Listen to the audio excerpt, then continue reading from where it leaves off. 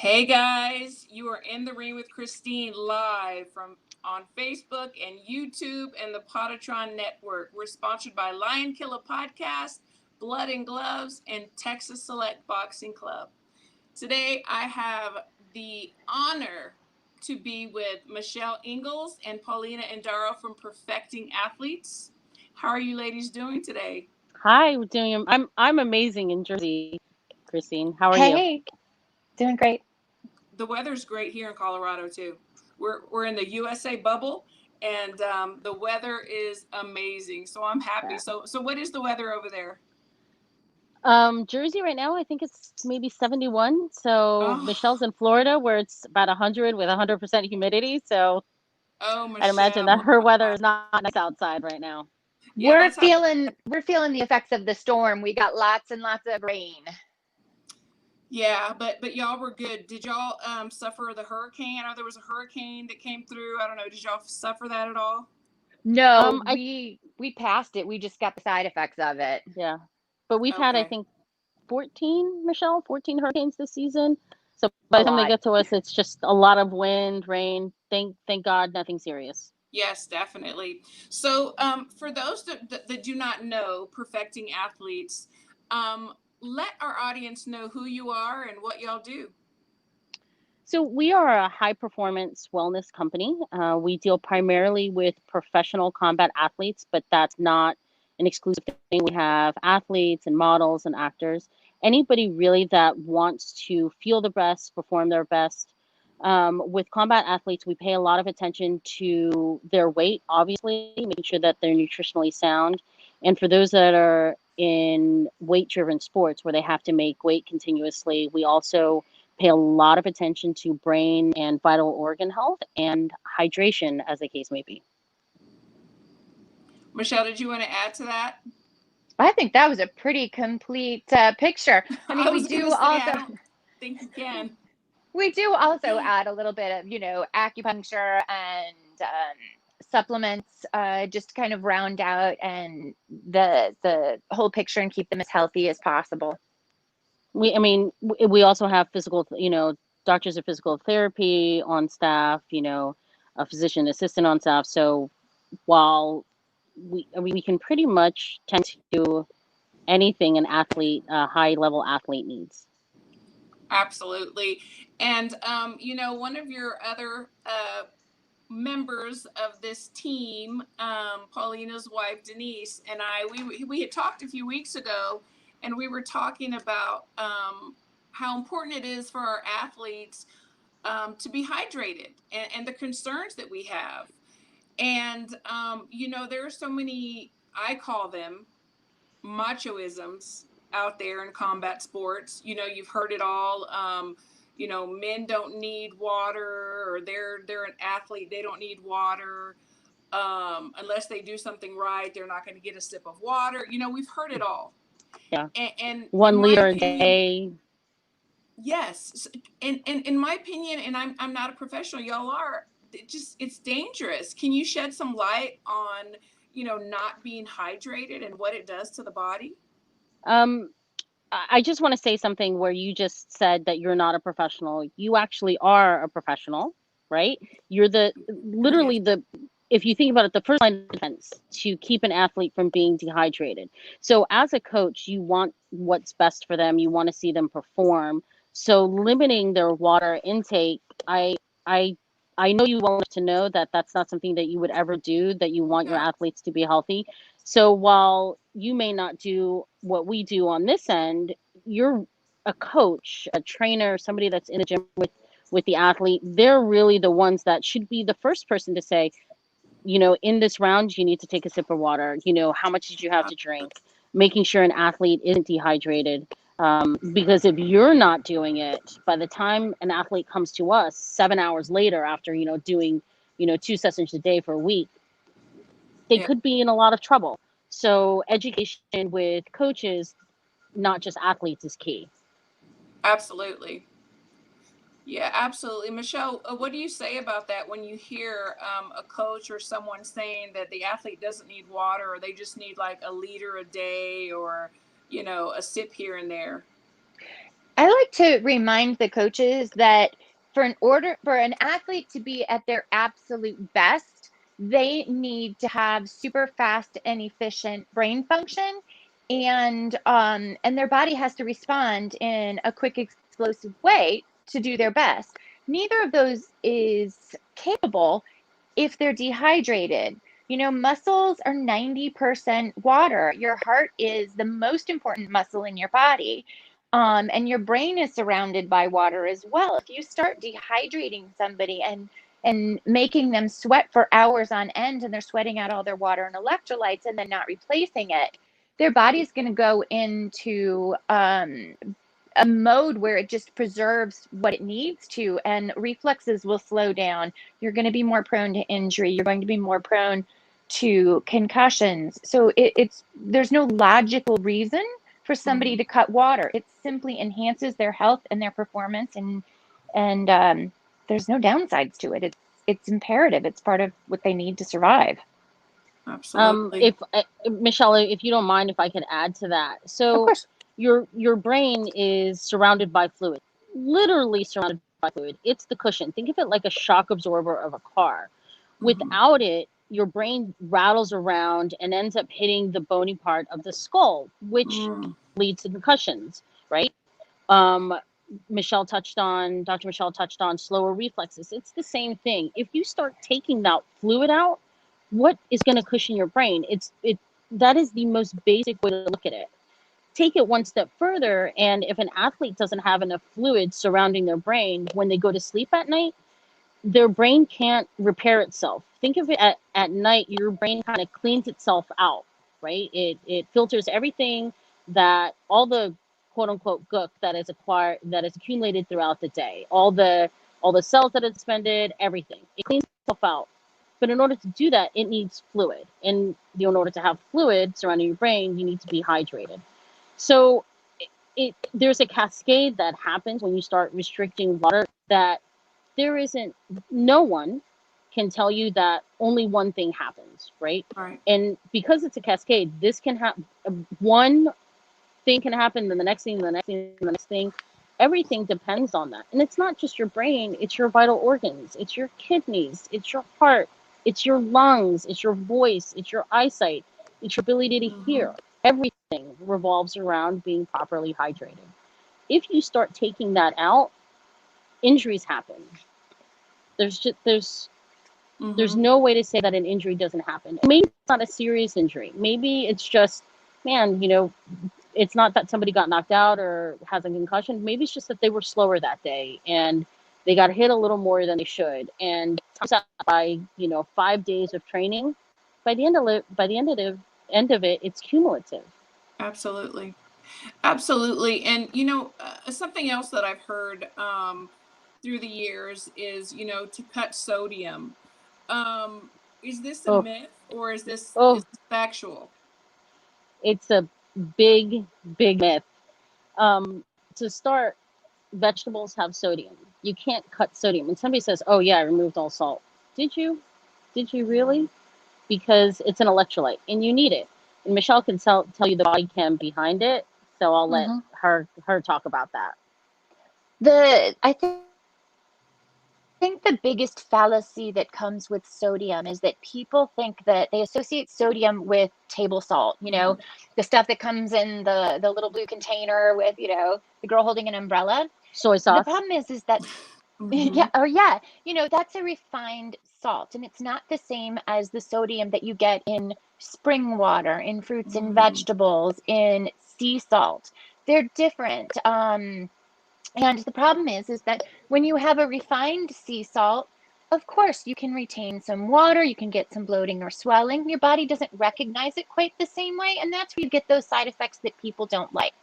However, when you use salt in its natural form, like a vegetable, like a sea salt, it actually gives you more energy, protects your body better. And because there's 4 major electrolytes: sodium, potassium, calcium, and magnesium, and they work in pairs. One carries water into muscles and one carries water out of muscles. And if you throw them off balance or you deplete one, then your body isn't going to be able to get the water in and out of those muscles as effectively. So that's where people will feel like, I drank a gallon of water and peed it all out and still feel dehydrated. Um, Mm. or they start getting heart palpitations, or they feel sluggish. So if you give the body what it needs, which are those 4 natural electrolytes, it will use what it needs to stay healthy, and then you'll excrete the rest through sweat or pee. You have to remember that your sweat is salt water. So if you sweat even the littlest amount, you have to replace that salt water, or it's going to start affecting other organs. And the big one that most people really can associate with it is kidneys. We've Mm. all heard of people doing really bad weight cuts who've had kidney damage or Yeah. kidney issues because they didn't have the right electrolyte balance. And of course, we never ever want to see something like that. So, stick with salt and sodium in its natural form. You will never have a problem with it. It will help you have more energy and stay on weight and have better performance, better than anything in the world.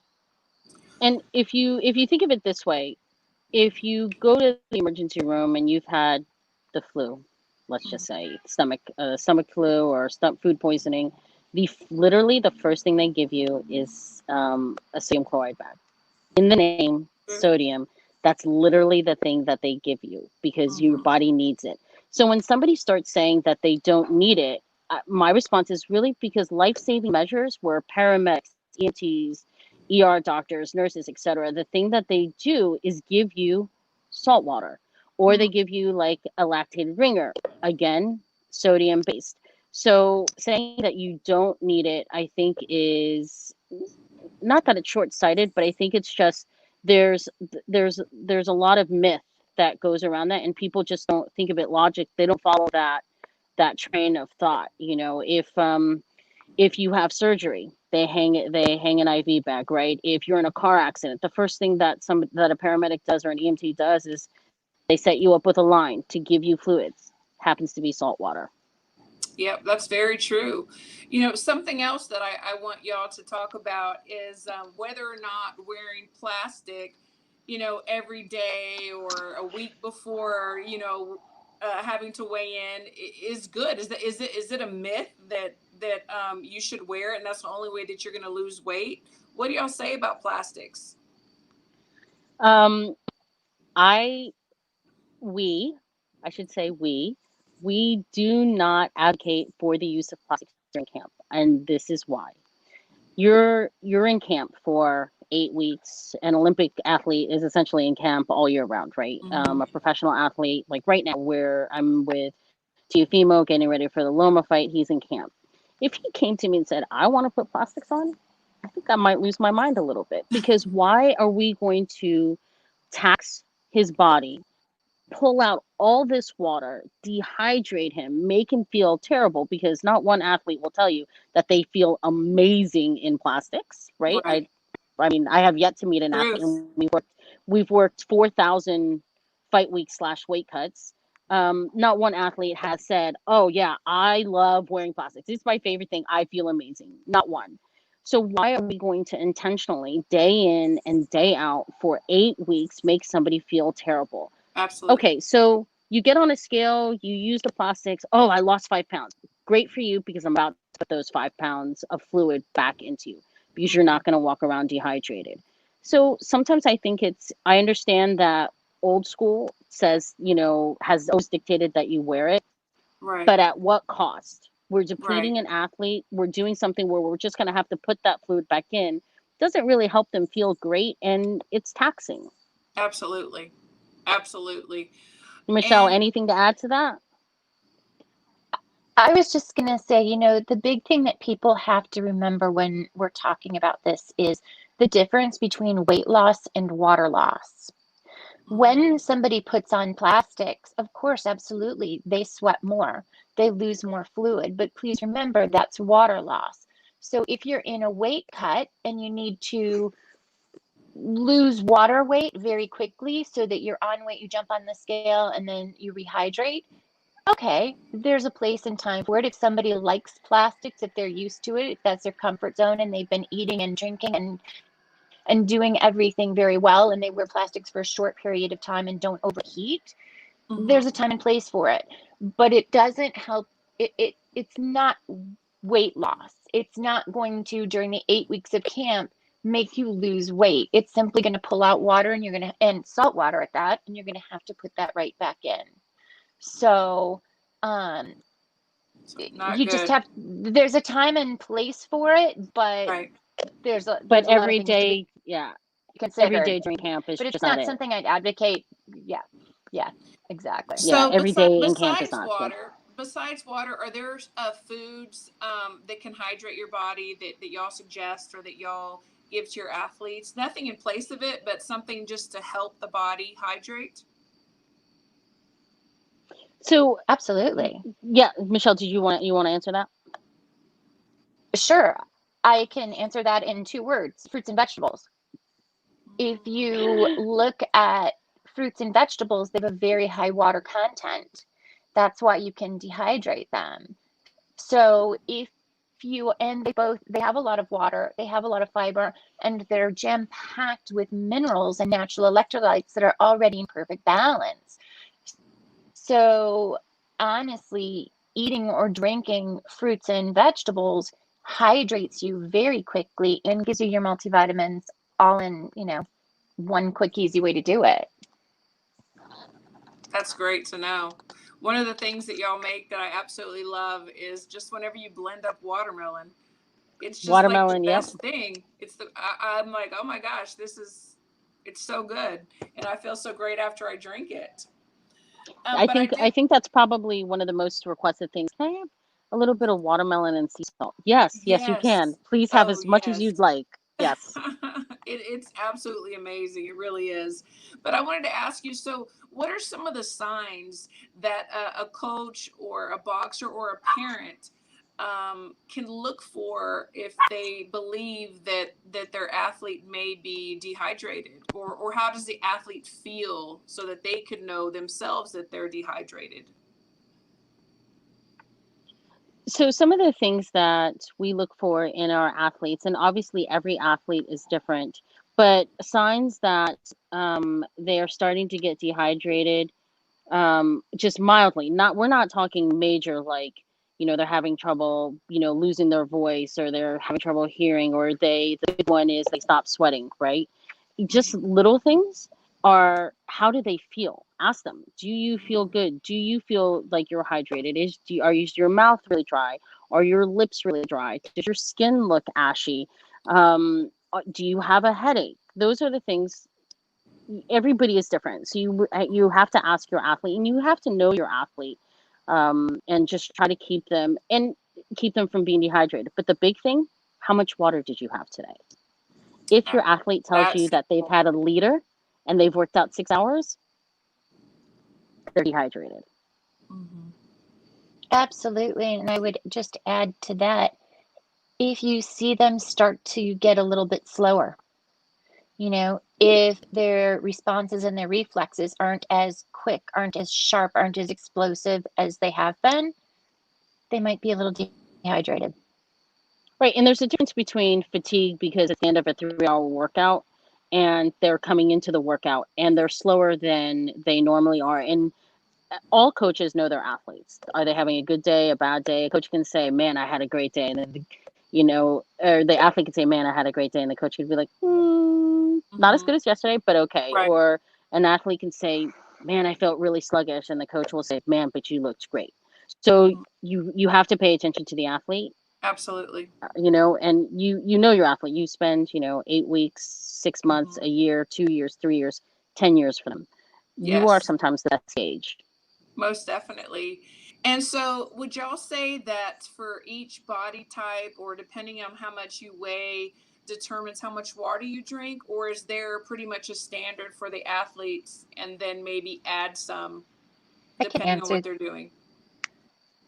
The easiest thing to think about for an athlete, because they do sweat so much, Mhm. is 1 ounce of water for every pound that they weigh.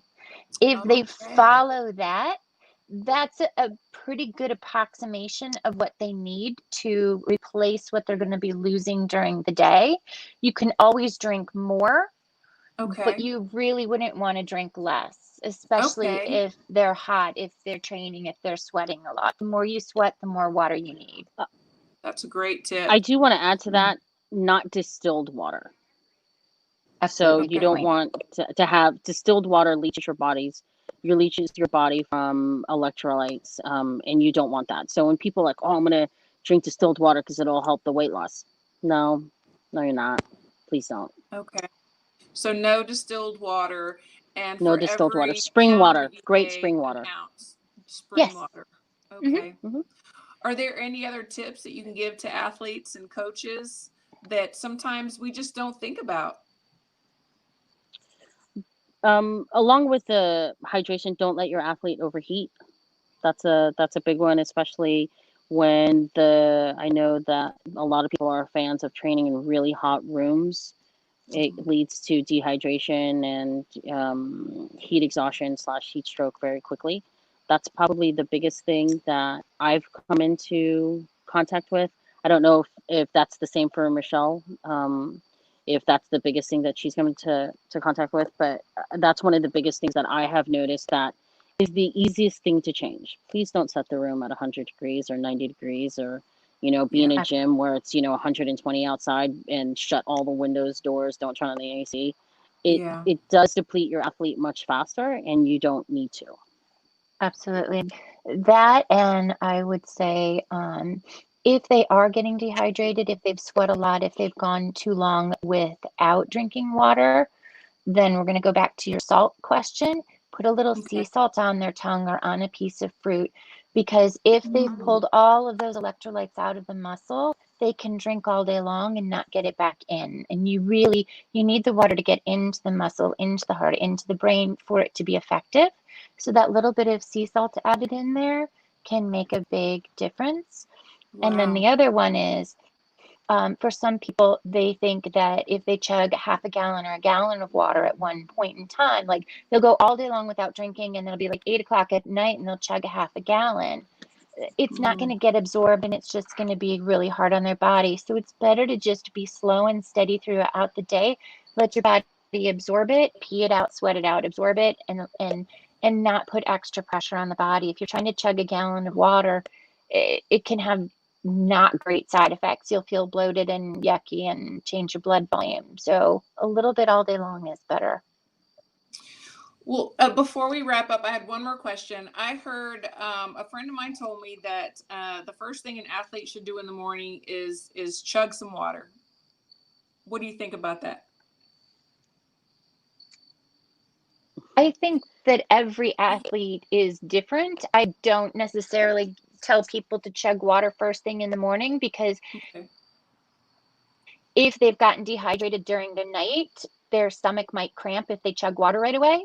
So if they want to have a little watermelon juice or something that's got natural electrolytes in there to kind of get those electrolytes back in there, I'm fine with that. So it's individual, and it depends on how they feel. Okay. All right. Good. I've always wondered that when I heard it, so I'm glad you answered it. And I'm always looking at y'all's page and looking at the delicious food that y'all make. And I've been blessed enough to be in some camps, and the athletes don't eat all their food, so I got to eat some. So tell people where they can find y'all and look at this food and get pointers and maybe ask questions if they have any. Yeah, You that's can hit it. I'm sorry, Gonzo was Sorry, saying, go ahead. where can we learn more about your brand and services, Michelle and Paulina? You can on Instagram. We are perfecting_athletes. On Twitter, we are perfecting a. Obviously, you can go to our website perfectingathletes.com. Hit us up with questions you may have, myths that you may be hearing that you want dispelled. We'll give you the medical facts, not just the quote unquote bro science behind it. We'll answer your questions for you. Michelle, any last words? Anything that you want to tell the audience? Just stay hydrated and stay healthy. It will be good for you today, and it will be good for you because it'll improve every single fight, every single weight cut, and every single day for the rest of your life. That's awesome. Paulina? Stay hydrated, people. It's the one thing that can save your life. Literally, when it comes to boxing, keeping your brain hydrated. Mhm. You don't need to go in there and absorb unnecessary damage because you didn't drink enough water. Absolutely. Well, I just want to say before we click out of here is that I am going for Tio against Lomo, and I don't know if I'm All the right. minority or the majority, but that kid is amazing, and with y'all behind him, He's a can't great go kid. wrong. He's a fabulous human being. An He amazing is. fighter, but even a more amazing human. Yes, absolutely. Absolutely. Well, I wish y'all the best, and I thank y'all so much for taking the time to talking to me. Not only Anytime. are Happy to y'all do it Our whenever amazing, you pleasure. need. y'all are my friends, and I miss y'all. But when all this stuff is over, hopefully we're gonna I'll reunite. I'll be in Colorado soon. I will let you know. Yay, Can't wait. definitely. All right. See ya. Thank Thank you. y'all. Thank you so Have a good much. Uh, night. Thank Bye you. bye. bye. Bye.